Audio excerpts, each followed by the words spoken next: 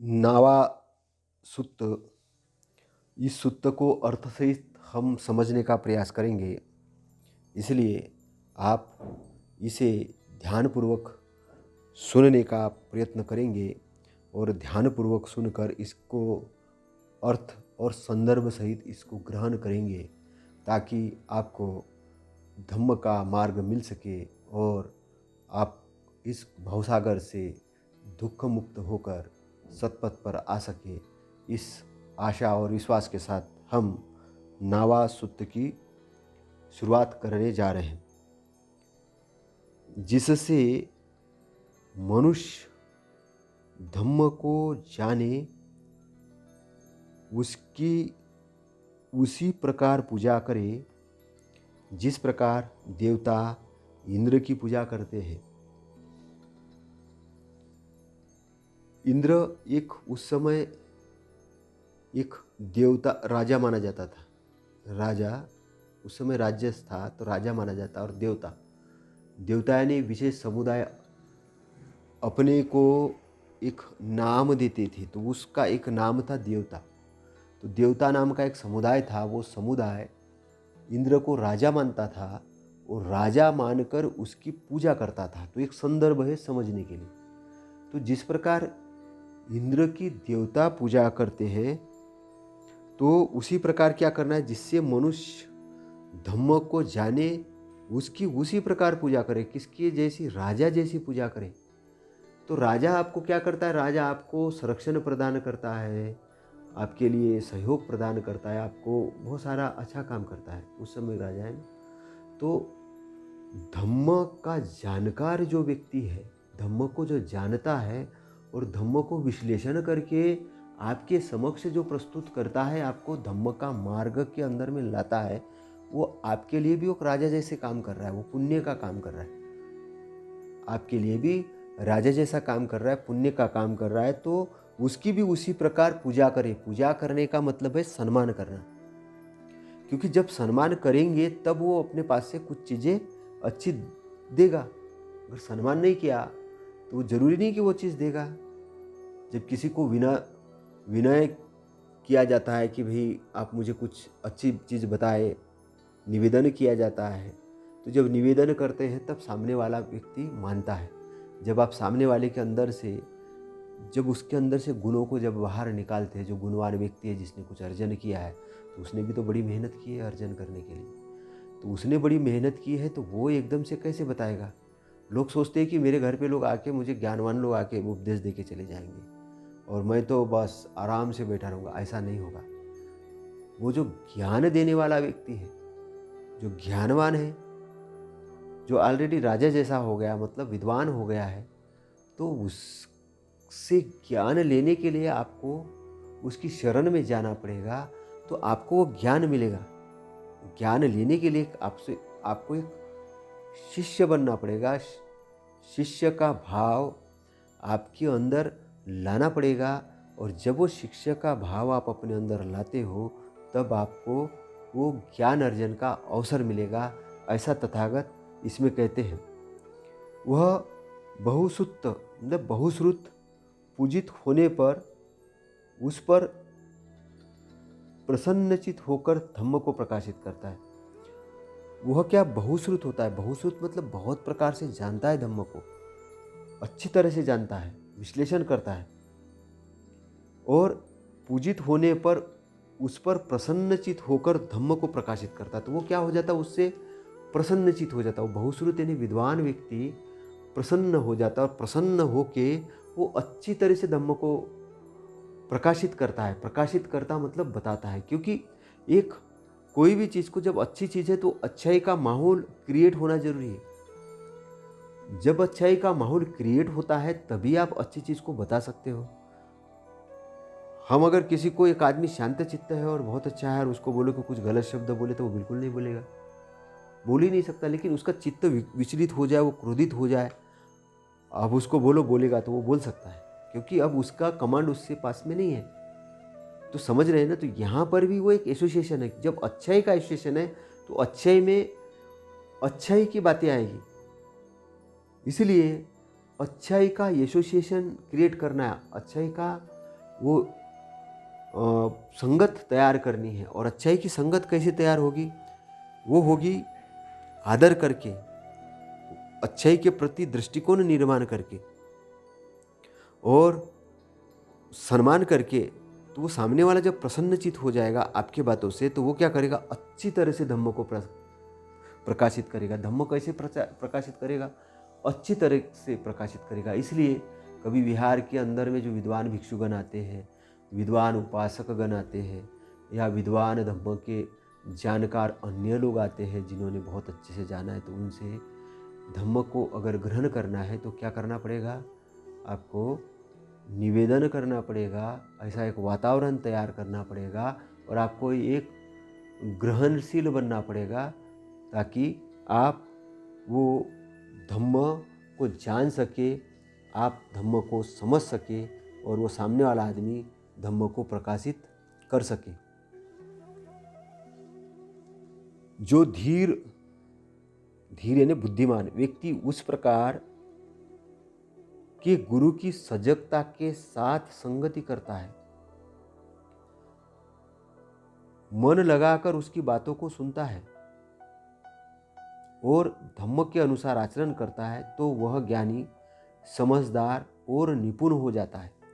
तो वो ज्ञानी और समझदार तो था, लेकिन क्या होता है? वो और निपुण हो जाता है। कैसे निपुण हो जाता है? जो धीर यानी बुद्धिमान व्यक्ति उस प्रकार के गुरु की सजगता के साथ संगति करता है। सजगता मतलब स्मृतिवान होकर, जागृत होकर, उस प्रकार के जो विद्वान है, जो धम्म को जानता है, ऐसे गुरु की संगति करता है, ऐसे विद्वान पुरुषों की संगति करता है और मन लगाकर उसकी बातों को सुनता है। कैसे सुनता है? सजग होता है, फिर मन लगाकर उस बातों को सुनता है और फिर उसके बाद क्या करता है? धम्म के अनुसार आचरण करता है। उन बातों को सुनता ही है और उस पर आचरण भी करता है। तो क्या होता है? आचरण करने से क्या होता है? वो ज्ञानी, समझदार और निपुण हो जाता है। आदमी ज्ञानी, समझदार और निपुण कैसे होगा? पहले तो वो इस प्रकार के गुरु को ढूंढेगा, ढूंढने के बाद सजगता के साथ में उसकी संगति करेगा और मन लगाकर उसकी बातों को सुनेगा और बातों को सुनने के बाद में क्या रहेगा? उसके अनुसार वो आचरण करेगा। तो आचरण करने के कारण वो क्या हो जाएगा? ज्ञानी हो जाएगा, समझदार हो जाएगा और निपुण हो जाएगा। तो ज्ञानी, समझदार और निपुण बनने का क्या तरीका है? तरीका ये है कि अपने से ज़्यादा ज्ञानवान आदमी को ढूंढो, ज्ञानवान साहित्य को ढूंढो, वो पढ़ो, ज्ञानवान वाणी सुनो। तो जो भी ज्ञानवर्धक चीज़ें उसको ग्रहण करो, फिर उसको ग्रहण करके अच्छे से मन लगाकर, एकाग्र चित्त होकर उसकी तरफ मन लगाकर उसको समझो, जानो, अर्थ सहित उसको ग्रहण करो और ग्रहण करने के बाद में क्या करना? उस पर अमल करो। जब आप अमल करेंगे तब क्या होगा? वो ज्ञानी आदमी, मतलब जो वो ग्रहण करने वाला जो आदमी, वो कैसा है? वो ज्ञानी है, तभी तो वो अच्छी चीज़ कर रहा है। वह ज्ञानी आदमी समझदार और निपुण हो जाएगा, समझदार भी बन जाएगा और निपुण हो जाएगा। आगे तथागत कहते हैं, जो नासमझ मूर्ख, अर्थ को न समझने वाले और ईर्ष्या करने वाले गुरु की संगति करता है, वह यही धम्म को बिना समझे ही, शंकाओं को बिना दूर किए ही मरण को प्राप्त हो जाता है। अब तथागत का जो मार्ग है, ये मरने का मार्ग नहीं, ये जिंदा रहने का मार्ग है। पहली चीज समझना, जिंदा मरता कौन है? मरता वही आदमी है जो दोबारा मरेगा और दोबारा उत्पन्न होगा। मरते जाएगा, उत्पन्न होते जाएगा, फिर मरते जाएगा, फिर उत्पन्न होते जाएगा। कहने का मतलब वो जन्म ग्रहण करेगा, फिर मृत्यु को प्राप्त होगा, जन्म ग्रहण करेगा, फिर मृत्यु। तो भवचक्र के अंदर में है, वो भवचक्र के अंदर। तो मृत्यु को कौन प्राप्त होगा? जो नासमझ है, जिसको समझ नहीं है, मूर्ख। तो जो नासमझ, मूर्ख, अर्थ को न समझने वाले। अब जो नासमझ है वो क्या करेगा? नासमझ, अर्थ को न समझने वाले और ईर्ष्या करने वाले गुरु की संगति करता है। तो जो नासमझ होगा, जिसको अकल ही नहीं है, तो वो क्या करेगा? मूर्ख, अर्थ को न समझने वाले, अर्थ ही नहीं जानता है, और ईर्ष्या करने वाले गुरु की संगति करता है। ईर्ष्या करने वाले, गुरुओं की भीड़ है, संसार में गुरुओं की भीड़ है, क्योंकि गुरु बनना भी एक धंधा है, बहुत बड़ा धंधा है। और मैं तो ऐसे देखता हूँ कि लोग धम्मपद की जब व्याख्या करते हैं तो उसको अनेक अलग अलग साहित्य के साथ जोड़ देते हैं। बुद्ध ने जो कहा नहीं वो बुद्ध के नाम पे प्रचारित करते हैं। बुद्ध ने जो ध्यान विधि नहीं सिखाई वही ध्यान विधि सिखाने लगते हैं। और बुद्ध ने जो नहीं कहा वही बुद्ध का है ऐसा करके प्रचारित करते हैं। और कभी कभी तो ये देखा गया कि बुद्ध कुछ भी नहीं है, वो तो कुछ नहीं जानते, मैं तो उनसे ज़्यादा जानता हूँ, ये भी लोग देखे। उनके घमंड और अहंकार भरे लोग गुरु बन जाते हैं और उनकी वाणी इतनी मीठी होती है, ऐसे बिल्कुल प्रैक्टिस करते हैं कैमरे के सामने जाके कि सामने वाला मोहित हो जाता है। सामने वाले को लगता है कि इससे ज़्यादा विद्वान आदमी तो कुछ होता ही नहीं। और वो सामने वाले को बहुत अलग अलग तरीके से प्रभावित करते ताकि उनसे कुछ पैसा लिया जा सके, कुछ उनसे दान लिया जा सके, कुछ उनसे संपत्ति लिया जा सके, कुछ भोग की सामग्री इकट्ठी की जा सके, कुछ। तो इस प्रकार की उनकी अपनी वासनाएं होती है। वासना क्यों होती? ईर्ष्या के कारण होती है। तो वो ईर्ष्या कैसे करते? विद्वान आदमी से ईर्ष्या करते हैं, विद्वान गुरुओं से ईर्ष्या करते हैं और अपने आप को बताते रहते कि मैं उनसे बड़ा श्रेष्ठ गुरु हूँ। तो नासमझ जो लोग हैं ऐसे मूर्ख गुरुओं के पास जाते हैं और मूर्ख गुरुओं के पास जाके संगति करते हैं। अब तो क्या होता, वह यही धम्म को बिना समझे ही, अब धम्म को समझा ही नहीं, धम्म पता ही नहीं, निब्बान का अर्थ पता नहीं, अष्टांग मार्ग क्या है पता नहीं, 37 बोधि पक्ष धम्म पता नहीं, बुद्ध ने निब्बान क्या बताया पता नहीं, बुद्ध की सदगति कैसे हुई पता नहीं, बुद्ध ने सदगति और दुर्गति में क्या बातें बताई पता नहीं। कभी कभी ऐसे गुरु बन गए कि काम धंधा नहीं तो साधु का चोला पहन लिया, भिक्षु का चोला पहन लिया और एक किसी मठ के अनुसार में किसी विहार पे कब्जा कर लिया, अपने नाम से संपत्ति इकट्ठा कर रहे हैं और गलत संगत में जा रहे हैं, ड्रिंक कर रहे हैं, महिलाओं के साथ कुछ कर रहे। तो कुछ कुछ रास्ते में गलत सलत रास्ते में भी जाने वाले लोग हैं जो धम्म को नहीं जानते हैं। धम्म को ऐसे ही जानते कि यश करने की चीज़ है, भैया हमको तो यश करने को मिला, बस उपासक को बुलाएंगे कि बोलेंगे हम तो बहुत बड़े गुरु हैं, तुम हमारे लिए खाना ला, मुँह से ही मांगेंगे, भिक्षाटन तो करेंगे ही नहीं। और समाज के अंदर जाके प्रवचन तो बिल्कुल नहीं करेंगे और बहुत बड़े ठाड़ बाट से रहेंगे कि हम तो बहुत बड़े गुरु बन गए भाई। फिर चेले भी उनके पास में आते ना समझ कि भाई ये चोला देखा, गेरुआ रंग देखा। तो ऐसे गुरुओं की बड़ी भीड़ है, गुरुओं की भीड़ है। कुछ लोग दाढ़ी बढ़ा लेंगे बहुत सारी, कुछ लोग कंठ की माला डाल देंगे, कुछ लोग अपने वस्त्र ही उतार के फेंक देंगे, कुछ मतलब कुछ भभूत लगा देंगे। तो अलग अलग प्रकार से, लेकिन वो वेश क्या धारण किया इम्पोर्टेंट नहीं, वो धम्म का जानकार है कि नहीं ये इम्पोर्टेंट है। महत्वपूर्ण है कि वह धम्म को बिना समझे ही, शंकाओं को बिना दूर किए ही मरण को प्राप्त हो जाता है। कौन? उसका गुरु भी हो जाता है और चेला भी हो जाता है, दोनों, क्योंकि दोनों नहीं जान रहे। भाई दोनों ही नहीं जान रहे तो दोनों जब जान ही नहीं रहे तो शंका तो बनी रहेगी। जो शंका वाला व्यक्ति है वो भी दे रहा है बत्ती बिल्कुल हवा में, वो भी हवा में बत्ती दे रहा है, ये भी सुन रहा है। तो ऐसे भीड़ तंत्र से बच के रहना है। ऐसे तथागत जागृति निर्माण करने के उद्देश्य से ये बात कह रहे हैं। तो क्या कह रहे तथागत? जो नासमझ मूर्ख, अर्थ को न समझने वाले और ईर्ष्या करने वाले गुरु की संगति करता है, वह यही धम्म को बिना समझे ही, शंकाओं को बिना दूर किए ही मरण को प्राप्त हो जाता है। मरण को प्राप्त हो जाता है क्यों? शंका दूर हुई ही नहीं। धम्म तो एक नाव जैसा है जिस पे सवार होकर उसको भवसागर प्राप्त करना था, लेकिन संसार सागर में डूबेगा। क्यों डूबेगा? उसको तैरना ही नहीं है, धम्म समझा ही नहीं।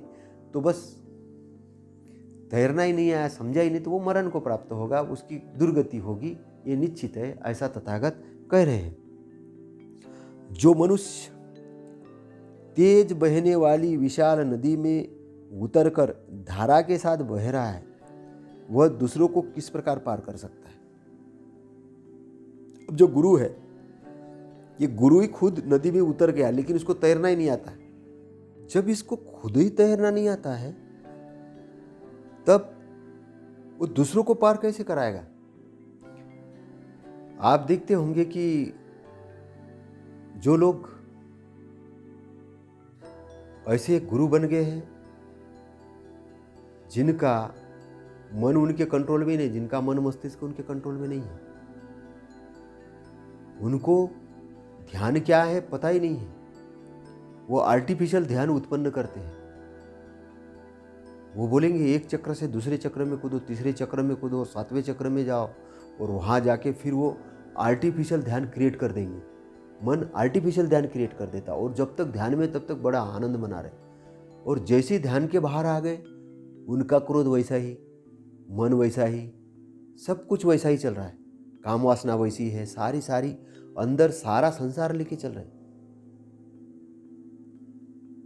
अब दूसरे जो लोग हैं, जो नासमझ लोग हैं, जिनको जानकारी नहीं है, उनको बता रहे कि हम तुमको पार कर देंगे, तुमको हम स्वर्ग भेज देंगे, तुम्हारे को ऐसा कर देंगे, बहुत बड़ी बड़ी बातें कर रहे हैं, लेकिन खुद बाढ़ के अंदर दबे हुए। बाढ़ यानी क्या है?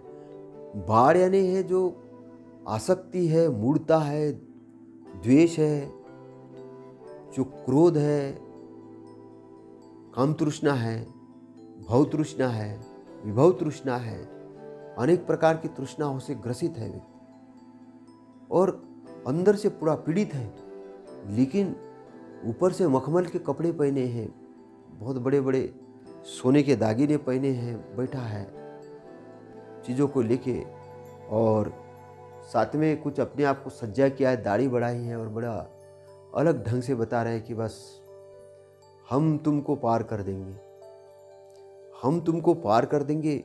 तो ऐसे प्रवचन आजकल टीवी के अंदर बड़े चलते हैं, टीवी के अंदर चलते हैं, बड़े बड़े मंडप सजाए जाते हैं, बहुत बड़े बड़े बातें की जाती है उसके अंदर में, लेकिन उनको बोलो कि प्रमाण मांगो कि भाई ऐसा है तो हमको भी करके तो दिखाओ, तो वो बोलेंगे तुमको प्रश्न नहीं करना है, तर्क नहीं करना है, बस हम तुमको आशीर्वाद दे देंगे। तो खुद को तैरना आया नहीं, पहली चीज खुद को तैरना आया नहीं, बातें बड़ी बड़ी कर रहे हैं, कहने का मतलब बाढ़ में डूबे, तो खुद ही तेज नदी के बहाव में, धारा में बह रहे हैं। विशाल जो नदी है, कौन सी विशाल नदी है? विशाल नदी का मतलब है यहाँ पर जो संसार सागर की नदी है, जिसको पार करके जाना है।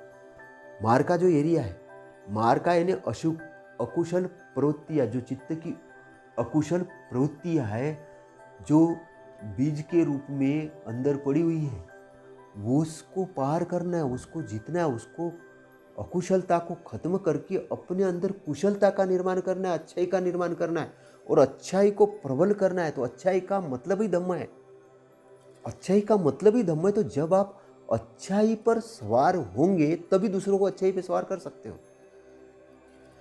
अगर आप खुद ही अच्छाई पे सवार नहीं हो और लोगों को सवार करने की बात करें तो कैसे होंगे? तथागत ये कहना चाह रहे हैं कि जो गुरु है आपका, उसको ये ज्ञान होना चाहिए। अगर उसको खुद ही ज्ञान नहीं है, खुद ही तैरना नहीं आ रहा है, नदी में, बहते नदी में उतर गया है और खुद ही बहता जा रहा है, और लोगों को कह रहा है कि आओ आओ आओ मैं तुमको बचाता हूँ, तो क्या होगा? खुद भी डूबेगा और लोगों को भी डुबाएगा, खुद भी डूबेगा, लोगों को भी डुबाएगा। और ऐसा हो रहा है, ऐसा हो रहा है।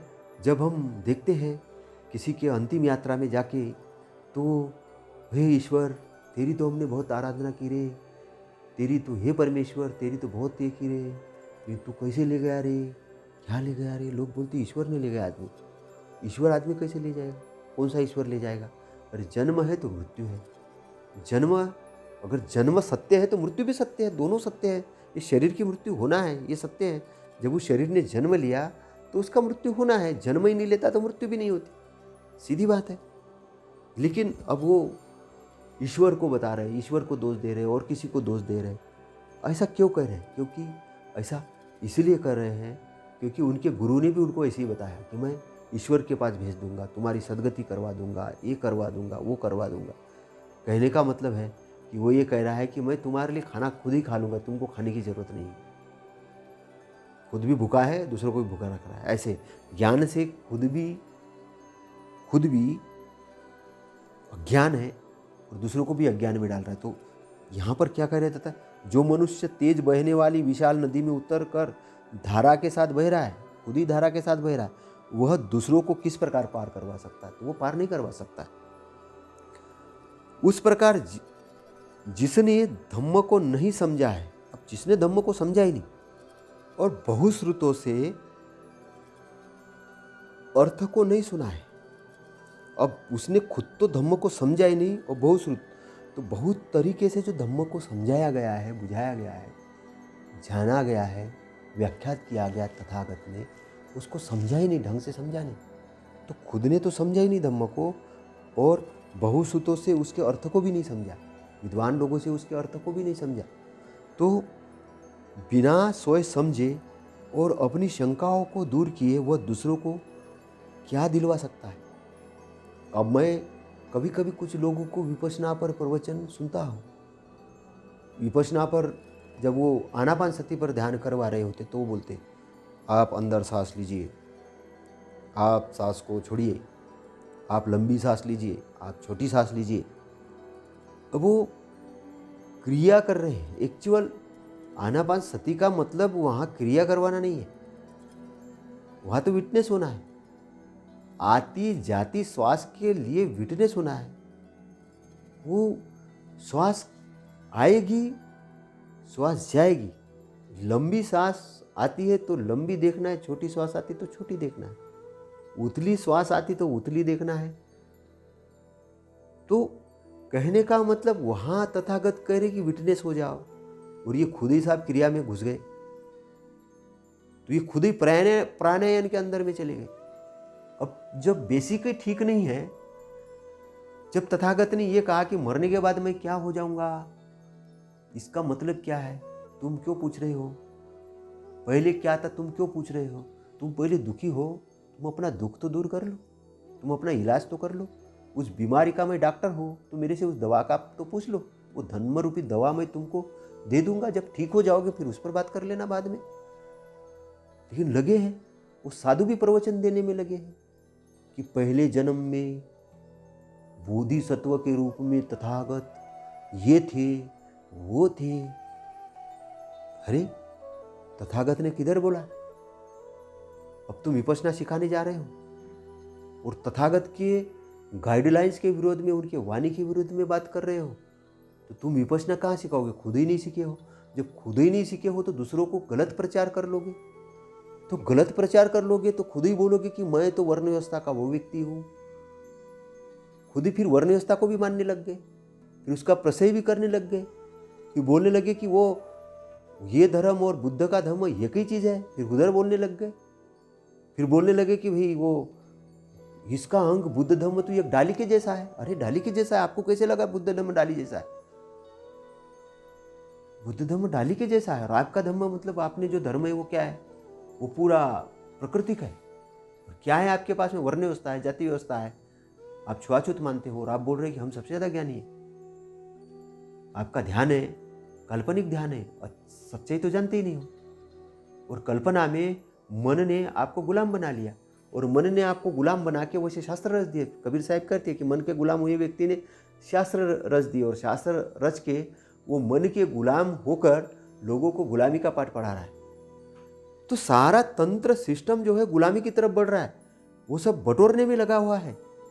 कैसा हमको सब मिले, सब आसक्ति में लगे हैं।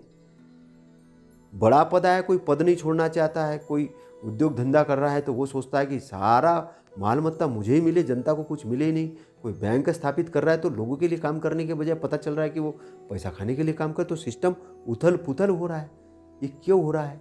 ये सब आंतरिक चेतना नहीं होने के कारण, आंतरिक चेतना न होने के कारण सारा सिस्टम उथल पुथल हो रहा है। और ये काय के कारण हो रहा है? धम्म को न जानने के कारण।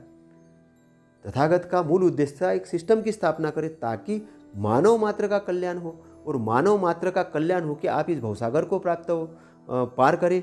भवसागर को पार करके आप ये जन्म मृत्यु के बंधन से दूर हो जाए, आप दुख से मुक्त हो जाए, निब्बान के एरिया के अंदर में आ जाए। अब निब्बान तो ABCD समझा नहीं, निब्बान की व्याख्या नहीं मालूम, स्वर्ग नरक में पड़े हुए हैं। तो अब जो लोग एक गलत ज्ञान में हैं तो गलत ही सिखाएंगे, तो गलत सिखाएंगे तो उनके शिष्य भी गलत रास्ते पे जाएंगे। तो इस प्रकार तथागत कह रहे कि जिसने धम्म को नहीं समझा है, और बहु श्रुतों से अर्थ को भी नहीं जाना। बहुश्रुत मतलब विभिन्न प्रकार सहित तथागत क्या करते थे, एक ही चीज़ की अलग अलग तरीके से व्याख्या करते, ताकि समझने वाले आदमी को उसकी व्याख्या सहित, अर्थ सहित, उसके व्यंजन सहित सारी चीज़ समझ में आ जाए। और बिना समझे अपनी खुद की शंका उन्होंने दूर नहीं की, और दूसरों को क्या धम्म बता सकता है, क्या बता सकेगा जब खुद ही शंकावान है, खुद ही जानकार नहीं है, दूसरों को धम्म बताने चला तो नहीं बता पाएगा। तथागत कह रहे हैं कि खुद पहले जान लो, लोगों को बताने से पहले खुद समझ लो, खुद अच्छी तरह से समझ लो, खुद अच्छी तरह से समझ लो। जब खुद ही अच्छी तरह से समझोगे तभी आप लोगों को समझा पाओगे। जिस प्रकार पतवार और डंडों से युक्त मजबूत नाव पर चढ़कर चतुर कुशल नाविक उससे और लोगों को भी पार करता है।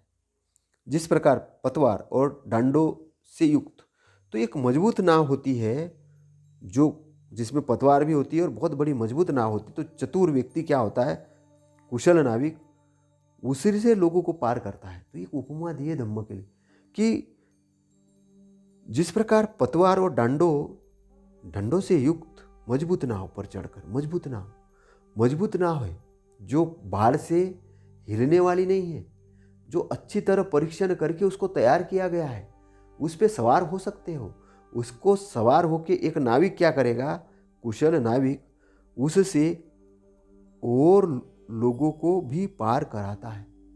कुशल नाविक तथागत धम्म के नाविक है, वो धम्म के नाविक है, धम्म के ज्ञाता है, और धम्म की नाव उन्होंने तैयार की है। उस नाव पे आपको बैठना है और उनके मार्गदर्शन में आपको उस समुंदर को, उस बाढ़ को पार कर जाना है। कितना आसान काम है, मार्गदर्शन ही तो लेना है। तो मार्गदर्शन लेने के लिए क्या करना पड़ेगा, शरण जाना पड़ेगा। लोग शरण नहीं जाते हैं, वो ग्रहण नहीं करते, अपना दिमाग लेके जाते। मैं तो सब कुछ जानता हूँ, देखता हूँ तथागत को क्या आता है मेरे से ज़्यादा, मैं सब कुछ जानता हूँ। आजकल कई चिवरधारी भिक्षु भी बहुत घमंड में रहते हैं, कई उपासक थोड़ा बहुत साहित्य पढ़ लिया, बहुत घमंड में, कोई ऑफिसर कुछ पद प्राप्त हो गया, कोई नेता बहुत घमंड में, अरे हमको तो सीखने की जरूरत ही नहीं। हाँ भैया, तुमने जिस विषय में विद्वत्ता हासिल की है वहाँ तो आप गुरु हो, लेकिन जिस चीज़ की आपकी विद्वत्ता हासिल नहीं की है वहाँ पर आप गुरु नहीं हो, वहाँ तो धम्म ही गुरु है। तो धम्म जो तथागत ने दिया है वो गुरु है, उसकी शरण जाना है, उस धम्म को समझना है, वो नाव है आपके लिए, उस पर चढ़ के प्राप्त आपको पार जाना है। जब किसी बड़े ऑफिसर को देखते हैं, किसी बड़े उद्योगपति को देखते हैं, और वो जब किसी मूर्ति के सामने गिड़गिड़ा रहा होता है कि हे मैया, हे मूर्ति, हे मुझे ये दे दो, वो दे दो, तो बड़ा लगता है कि इसने प्राप्त क्या किया, ज्ञान प्राप्त किया, केवल भौतिक वस्तु प्राप्त की है। लगता है कि कुछ सिस्टम से उसको पैसा वैसा मिल गया, वो अलग चीज़ है। तो क्या विद्वान हुआ? नहीं। तो वो धम्म का जानकार है क्या? नहीं, धम्म का जानकार नहीं हुआ। तो जो धम्म का जानकार ही नहीं है तो वो धम्म को बताएगा कैसे? तो जो नाव जो तथागत ने बनाई है, उस नाव पर आप सवार हो जाओ। नाविक के रूप में धम्म है, तथागत का मार्गदर्शन है, उसका मार्गदर्शन लेते हुए भवसागर से पार कर लो अपने आप को, दुख से मुक्त हो जाओ। और कैसे? मरने के बाद नहीं, पहले ही जिंदा रहते हुए। ये जो भटकाने वाले लोग आएंगे, मरने के बाद हम आपको स्वर्ग पहुंचा देंगे, मरने के बाद आपको ऐसा कर देंगे, ये जो झांसा देने वाले लोग हैं, मरने के बाद एक बात की बात करेंगे। मुक्ति मरने के बाद नहीं होने वाली, जिंदा में होगी, अभी होगी, और आपको पता होगी कि मेरी मुक्ति हो गई है। आप उसके बारे में अज्ञान नहीं रहोगे, आप जानोगे कि मेरी मुक्ति हो गई है। अगर आप कहते कि मैं शांत हूँ, मेरे को क्रोध नहीं आता है, तो बिल्कुल आपको पता होगा कि आपको क्रोध नहीं आता है। कब पता होगा? जब आपके अच्छी न लगने वाली बात आपको किसी ने कह दी, तो आप अंदर से देखिए कैसे आग बबूला होते हैं। अगर आग बबूला हो गए तो समझ जाओ कि आपके अंदर का क्रोध गया नहीं, लेकिन सामने वाले ने कुछ बोला और आप शांत है, सजग है, आपने अपनी स्फूर्ति नहीं खोई, तो आप कंट्रोल में हैं। आपने क्रोध को अब जीतना चालू कर दिया है, आप होश वाले व्यक्ति हो गए हो, आप जागृत व्यक्ति हो गए हो। तो तथागत के धम्म को आपको बड़े बारीकी से समझना है, बड़े बारीकी से समझना है। तथागत बड़े बड़े अलग अलग ढंग से बात को समझाते, बड़े अलग अलग तरीके से समझा के उपासकों को, सदगृहस्थ को और सबको, भिक्षुओं को अलग अलग ढंग से समझाते, ताकि लोग समझे, उनकी बातों को समझे।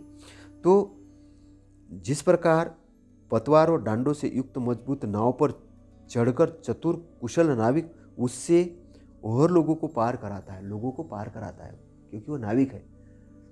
तथागत एक यहाँ पर क्या है, नाविक है। वो उन्होंने एक नाव बनाई धम्म की, और उस नाव पे चढ़कर पार करना है, इस भवसागर रूपी बाढ़ को पार करना है, इस दुख रूपी बाढ़ को पार करना है। उसी प्रकार ज्ञानी संयमी बहुसुत सांसारिक बातों से अविचलित रहता है। वह सुनने के लिए इच्छुक योग्य लोगों को धम्म सिखाता है। अब ज्ञानी आदमी क्या करेगा? ज्ञानी आदमी कैसा होता है? वो संयमी होता है, संयमशील होता है, संयमित होता है। मतलब ऐसे नहीं कि एकदम उतावला नहीं होता, संयमशील होता है। उसको मालूम है कि मैंने ये जो कार्य किया इसका रिजल्ट आएगा, तो वो अपने कार्य के ऊपर एक्शन में रहता है। वो किसी ऐसा नहीं रहता कि बगैर कुछ किए सब कुछ प्राप्त करना चाहता। वो एक्शन में रहेगा, वो कर्म करेगा, वो अपने आप को जागरूक रखेगा और वो कर्म करेगा। उसका रिजल्ट उसको मालूम है, जो उसको रिजल्ट चाहिए उसके इसके हिसाब से वो एक्शन करेगा। कार्य कारण के सिद्धांत को अच्छे से जानेगा, तो उसको जो चाहिए उसके लिए वो कर्म करेगा। वो ये नहीं सोचेगा कि अपने आप ही हो जाएगा। अपने आप चमत्कारों से होने वाले जो लोग हैं, वो लोग हैं कि जो अचानक सोचते हैं कि मुझे लैटरी लग जाएगी, लग भी गई तो, लेकिन आपने सीखा क्या उससे? हर बार तो लैटरी नहीं लगनी है। कोई सोचे कि भाई बस अचानक मुझे कहीं से संपत्ति मिल जाए, एक बार मिल जाएगी, लेकिन एक बार वो संपत्ति खो गई तो फिर दोबारा प्राप्त करने का ज्ञान है नहीं।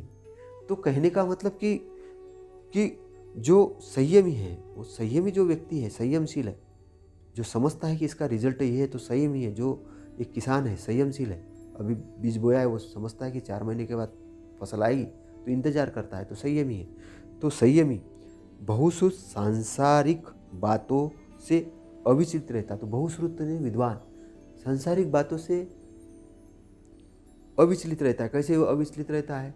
जैसे कि कमल का फूल, कमल का फूल, कमल का फूल जो है वो कीचड़ में है, पानी में है, वो पानी को अपने अंदर ही नहीं लेता, कीचड़ को भी अपने अंदर नहीं लेता, दुर्गंध को अपने अंदर नहीं लेता, लेकिन क्या लेता है? अच्छा ही लेता है, बस अच्छा ही ग्रहण करता है। संसार के अंदर में कि जो उसको संसार में से भी वो अच्छा ही ग्रहण करता है, केवल अच्छा ही ग्रहण। संसार में जो जो अच्छे लोग हैं, अच्छी बातें हैं, वही ग्रहण करता है, बुरी बातों को छोड़ते जाता है। दोनों चीज़ें यहाँ पर, एक अच्छाई भी है, बुराई भी है।